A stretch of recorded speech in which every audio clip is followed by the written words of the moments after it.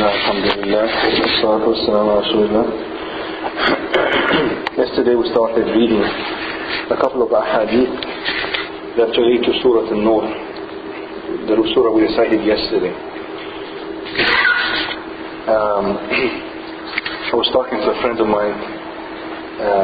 He just came back from Egypt. He was on a vacation, and he attended like 5 days of Ramadan in Egypt, Alexandria. And he was telling me how they pray Taraweeh.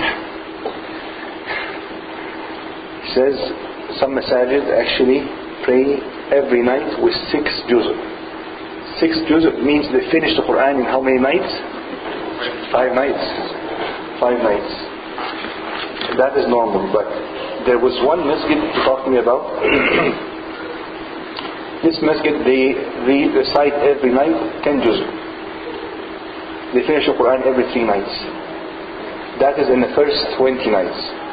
In the last 10 nights, they recite over 13 juz every night. Almost half the Quran every night.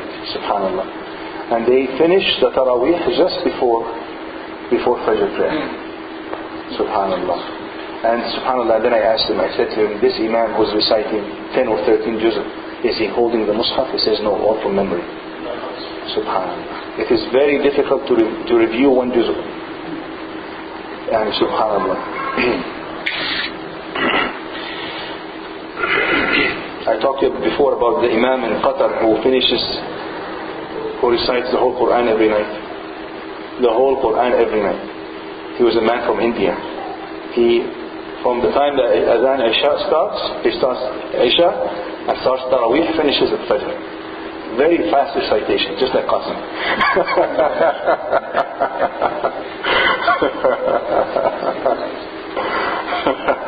I think Qasim can do it. If we bring Qasim here and tell him start reciting from Isha until Fajr. Then you will be the one here,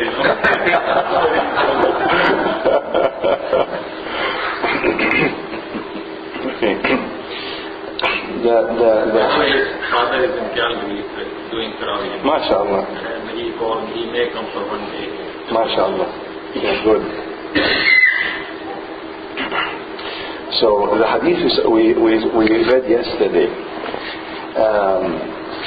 there's so many lessons in this hadith in which Sa'd ibn Ubadah, just to remind the people from what happened yesterday, with the ayah that talks about when you are accusing someone of adultery, whether a man or a woman,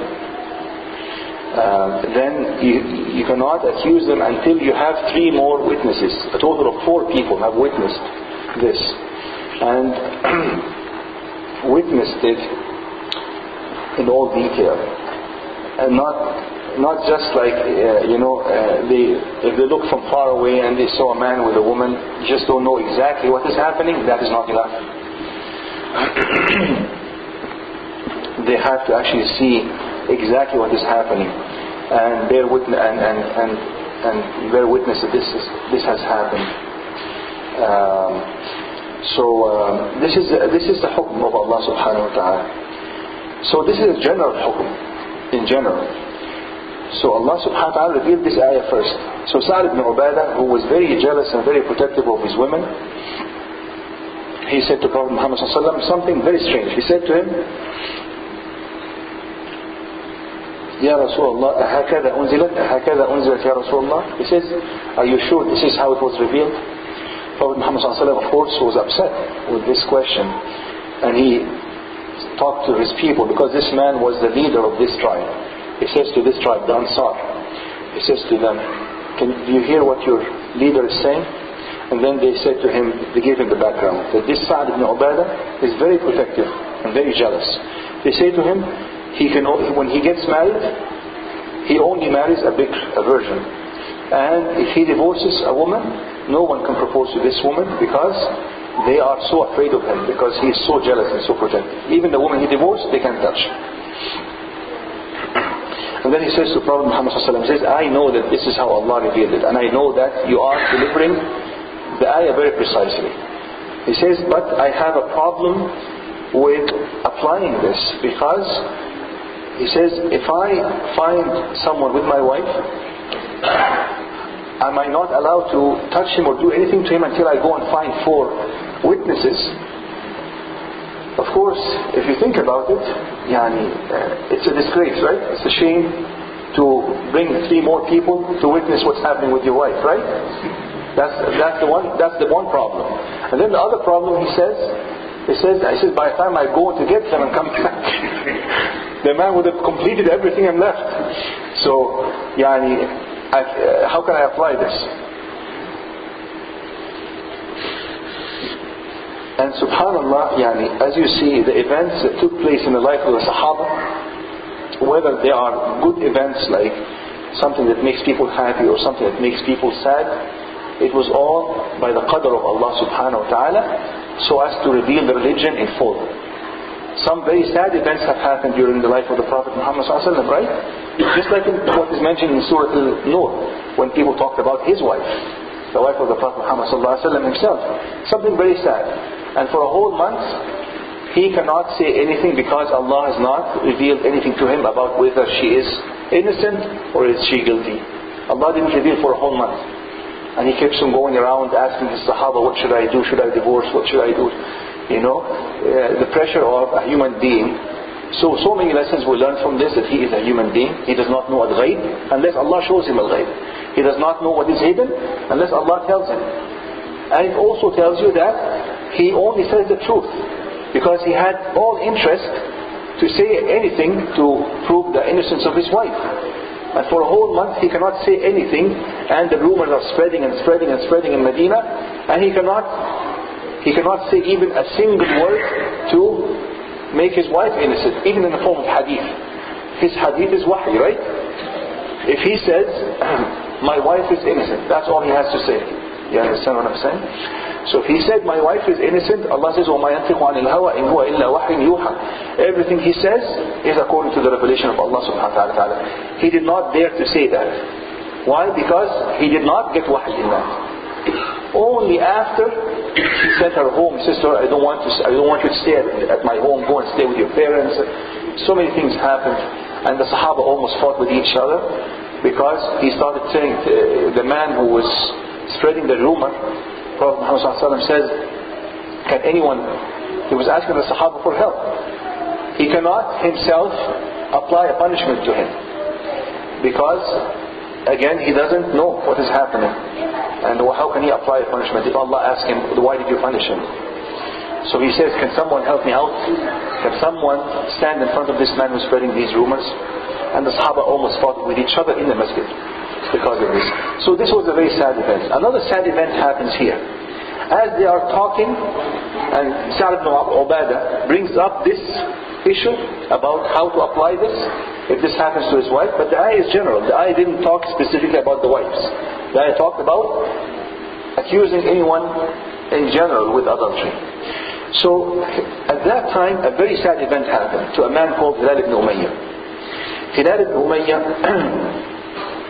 فجاء من أرضه عشاء فوجد عند أهله رجلا فرأى بعينيه وسمع بأذنيه فلم يهيجه حتى أصبح فغدا على رسول الله صلى الله عليه وسلم فقال يا رسول الله إني جئت على أهلي عشاء فوجدت عندها رجلا فرأيت بعيني وسمعت بأذني فكره رسول الله صلى الله عليه وسلم ما جاء به واشتد عليه. Hilal ibn Umayyah, unfortunately, he goes to his home after Isha and he finds a man with his wife that same night.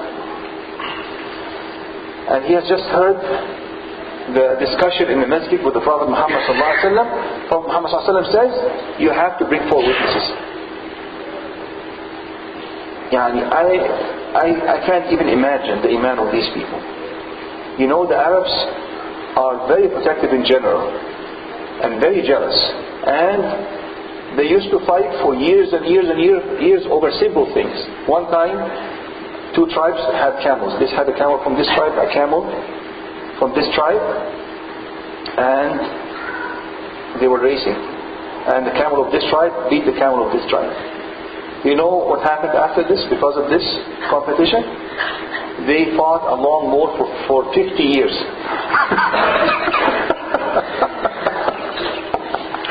Thousands and thousands of people were killed just because our camel beat your camel. Imagine someone coming, and it was everyone has his sword, right? It was very easy for them to take the sword out and, cut the neck. You know what happened with Umar ibn Khattab when someone came to him and said to him, "Oh, I have an argument with this man." It was a Jewish man. He says, a Muslim was a Jewish man. He says, "And I have an argument with this man." He says, "And I want you to solve this dispute for us." He says to him, "What is happening?" The Jewish man said, "Okay, we have this dispute, and we went to Prophet Muhammad sallallahu alaihi wasallam, and Prophet Muhammad sallallahu alaihi wasallam said the right is with me. And this man doesn't like it. He still took me to Abu Bakr, and he said the right is with me. He still didn't like it. Now he's come taking me to you." Umar ibn Khattab said, "Okay, just give me 1 minute." And he told him, "Just stand here 1 minute." He went to his house, brought his sword, and he cut the neck of the Muslim. Why is that? Because he rejected the hukum of the Prophet Muhammad sallallahu alaihi wasallam. And it was confirmed by the hukum of Abu Bakr, and he still is rejecting it. So he went to Umar ibn Khattab. Umar ibn Khattab considered this a form of kufr. How can you reject the hukum of Prophet Muhammad sallallahu alaihi wasallam if his hukum is from Allah? This means you reject the hukum of Allah, right? So he didn't even give him a chance. He went in, got the sword, and chopped his neck. So this is how these people could react so fast.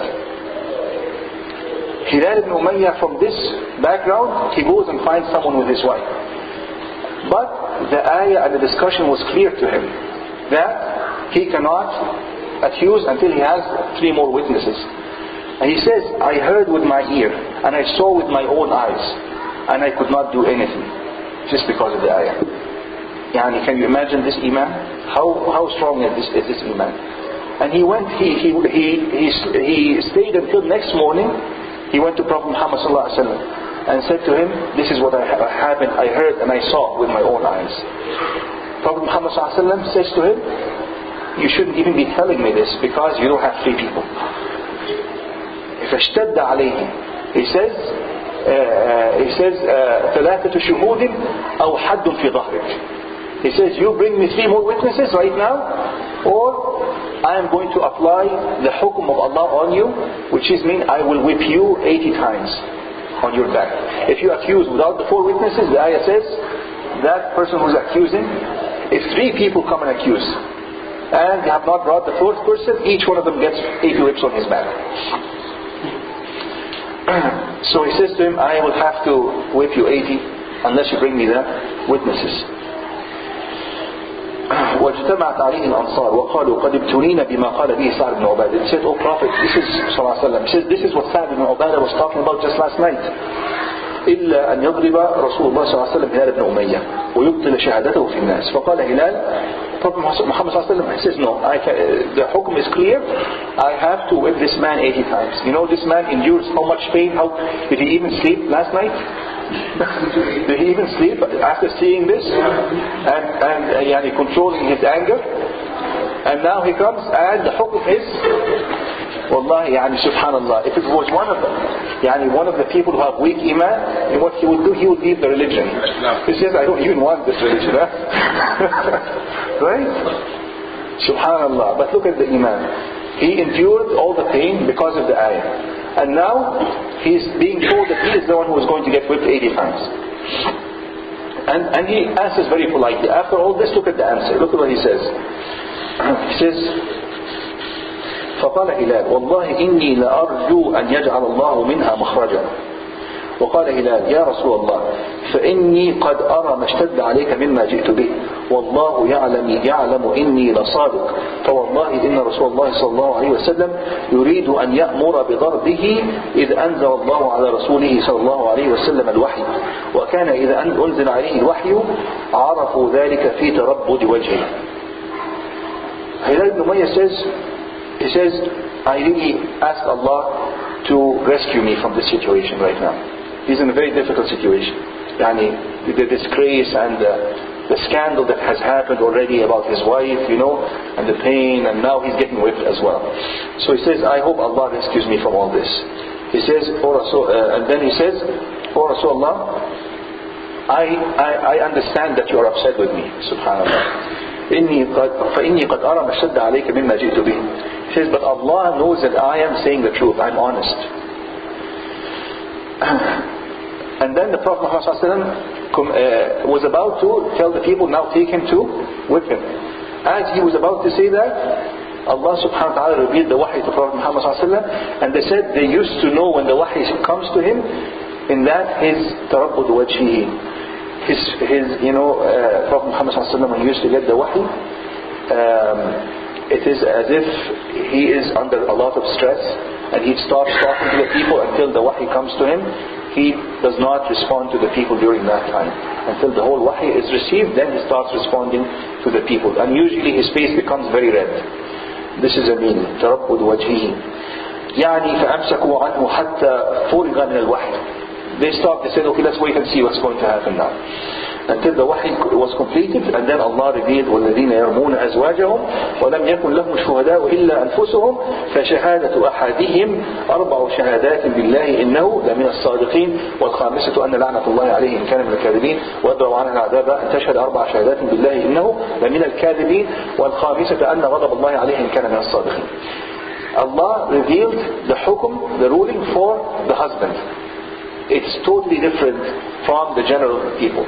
General people, you bring 4. But if it's your wife, there's no place like Sa'd ibn Ubadah was talking to bring 4 people. But Allah subhanahu wa ta'ala, by His qadar, allowed all this to happen so as to reveal this wahi very clearly.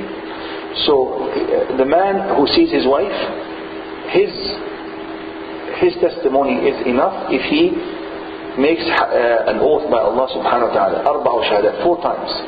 So him alone, but he does it 4 times, just like he brought 4 people. That he says, by Allah I am saying the truth. And then the 5th time he says, وَالْخَامِسَةُ أَنَّ لَعْنَةُ اللَّهِ says. And then the 5th time he says, and I ask Allah to curse me if I am saying a lie. And then the woman starts saying that, doing the same thing. If she doesn't say anything, then he is saying the truth, and she is convicted. But if she denies, then she has to say 4 times, make an oath by Allah that he is lying. And the 5th one, that may Allah's wrath and anger be upon me if I was lying. So 5 times as well. And subhanAllah, between every time and every time, the ruler, and it was the Prophet Muhammad ﷺ, he would remind them of Allah subhanahu wa ta'ala. And this is how he would remind them. He would say, يا هلال اتق الله فإن عذاب الدنيا أهون من عذاب الآخرة وإن هذه الموجبة التي توجب عليك العذاب. Between every oath and oath, he would say to that person, O Fulan, O Hilal, O Muhammad, O so and so. He would say to them, اتق الله, fear Allah. Meaning that, do not make an oath in the form of a lie. اتق الله, fear Allah. Because the punishment of the dunya is much lighter than the punishment of the hereafter. Because if he was lying, simply he's just going to be whipped, right? So that is the punishment of dunya. He says, but the punishment of dunya is much lighter than the punishment of the akhirah. He says, وَإِنَّ هَذِهِ الْمُوجِبَةِ. He says, and if you make this oath, you have deserved the punishment in the hereafter. So, and then he makes the oath. And then he's reminded again, in the same way, and he makes the oath again, and so on. So to really make this oath in form of a lie, it's very difficult, right? It becomes very difficult for that person. And when this ayah was revealed, Prophet Muhammad says, أبشر يا هلال فقد جعل الله لك فرجا ومخرجا. He says, Oh Hilal, I bring you the good news.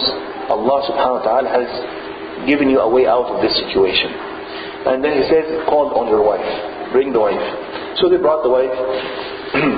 And then he gave them the maw'idah. He preached to them. And he says to them, إِنَّ عَذَابَ الْآخِرَةِ أَشَدُّ مِنْ عَذَابِ الدُّنْيَا. The punishment of hereafter is stronger than the punishment of dunya. And then he says, وَاللَّهِ يَا رَسُولَ اللَّهِ لَقَدْ صَدَقْتُ عَلَيْهِ. He says, oh, by Allah, I am saying the truth. I'm not accusing her falsely. فقالت كذب. His wife said, no, he's a liar. فقال رسول الله صلى الله عليه وسلم لا عين بينهما. This is the mula'ana. It's called mula'ana. Because at the end he says, اللعنة الله عليهم كان من الكاذبين, like cursing. Because at the very end he says, may the curse of Allah be upon me if I'm lying, and she says the same. It's called mula'ana. So they did this, and as I mentioned to you, between each oath they would be reminded. And then The fifth time, Hilal, when it's about to say that he has to say, may Allah curse me if I'm lying, he said, والله لا يعذبني الله عليها كما لم يجلدني عليها. He says, just like Allah prevented me from getting whipped in this dunya, I am going to make the fifth oath, and I'm sure Allah subhanahu wa ta'ala will not punish me. Just like He protected me from punishment in dunya, He's going to protect me from punishment on this oath in akhirah, indicating that He is saying the truth, right? فَشَهِدَ الْخَامِسَةَ أَنَّ لَعْنَةَ اللَّهِ عَلَيْهِ إِنْ كَانَ مِنَ الْكَاذِبِينَ. He made the fifth oath. Then they brought the woman. He says, make 4 oaths. اشهدي 4 شهادات بالله إنه لمن الكاذبين. And then she made the 4 oaths. And then when the fifth one came, وقيل لها عند الخامسة اتق الله فإن عذاب الدنيا أهون من عذاب الآخرة وإن هذه الموجبة التي توجب عليك العذاب.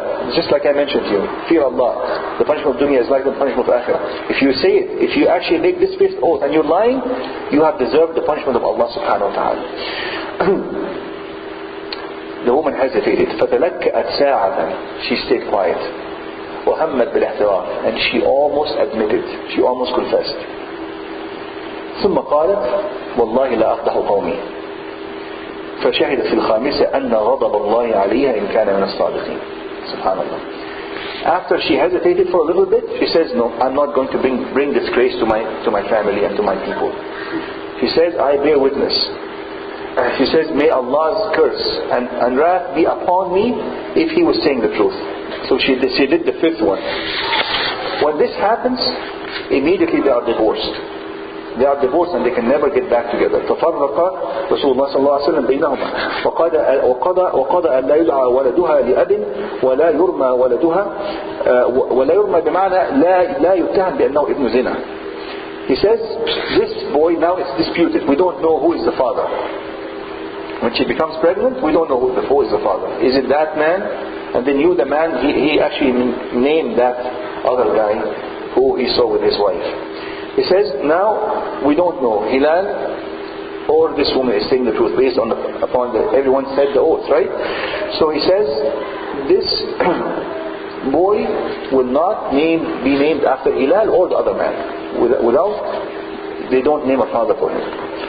He says, but if someone accuses this boy as he's growing up that he is the son of wedlock or adultery, then I will punish that person who accuses that boy of that.